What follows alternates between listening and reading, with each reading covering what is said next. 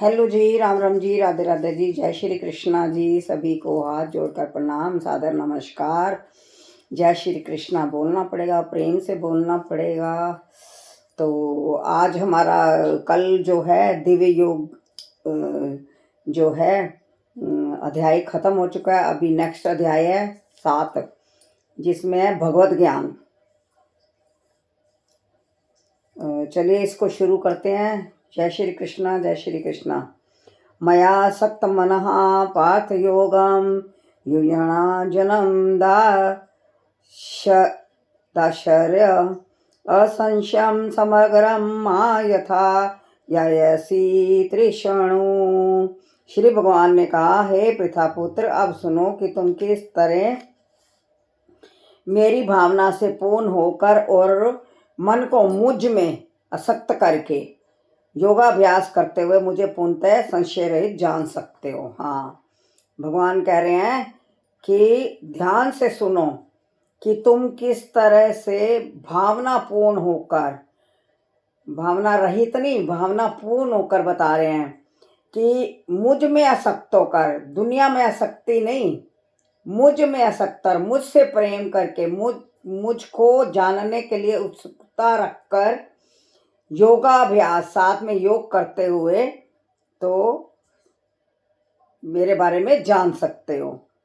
भगवत गीता के 7वें अध्याय में कृष्ण भावनामृत की प्रकृति का विशद वर्णन हुआ है। कृष्ण समस्त ऐश्वर्य से पूर्ण है और वे इन्हें किस प्रकार प्रकट करते हैं, इसका वर्णन इसमें हुआ है। इसके अतिरिक्त इस अध्याय में इसका भी वर्णन है कि 4 प्रकार के भाग्यशाली व्यक्ति कृष्ण के प्रति आसक्त होते हैं और 4 प्रकार के भाग्यशाली व्यक्ति कृष्ण की शरण में कभी नहीं आते।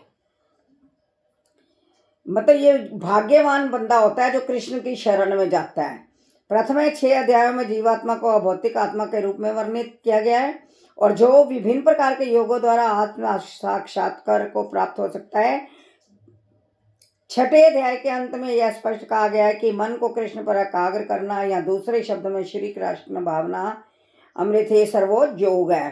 मन को कृष्ण पर एकाग्र करने से ही मनुष्य परम सत्य को पूर्णतः जान सकता है, अन्यथा नहीं। निर्विशेष ब्रह्म ज्योति या अंतर्यामी परमात्मा की अनुभूति परम सत्य का पूर्ण ज्ञान नहीं है, क्योंकि यह आंशिक होती है। कृष्ण ही पूर्ण तथा वैज्ञानिक ज्ञान है और कृष्ण भावनामृत में ही मनुष्य को सारी अनुभूति होती है। पूर्ण कृष्ण भावना अमृत में मनुष्य जान पाता है कि कृष्ण ही निस्संदेह परम ज्ञान है। विभिन्न प्रकार के योग तो कृष्ण भावनामृत के मार्ग के सोपान दृश्य हैं। जो व्यक्ति कृष्ण भावनामृत ग्रहण करता है वह स्वतः ब्रह्म ज्योति तथा परमात्मा के विषय में पूरी तरह जान लेता है। कृष्ण भावनामृत योग का अभ्यास करके मनुष्य सभी पर वस्तुओं को यथा परम सत्य, जीवात्माएं, प्रकृति तथा सार सामग्री समेत उनके प्राकट्य को भी पूरी तरह जान सकता है।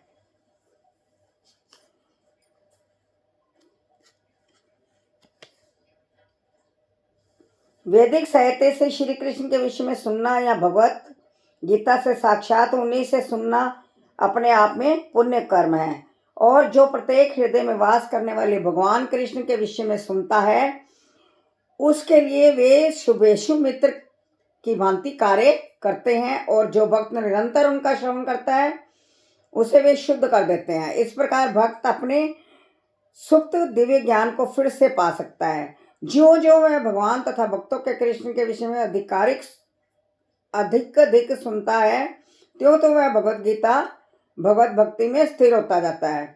भक्ति के विकसित होने पर वह रजो तथा तमोगुणों से मुक्त हो जाता है और इस प्रकार भौतिक काम तथा लोभ कम हो जाते हैं।